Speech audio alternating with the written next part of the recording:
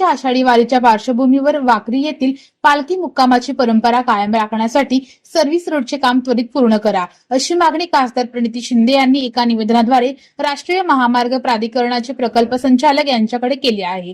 खासदार प्रणिती शिंदे यांनी वाकरीतील पालखी मुक्काम स्थळाला प्रत्यक्षात भेट देऊन परिस्थितीची पाहणी केली।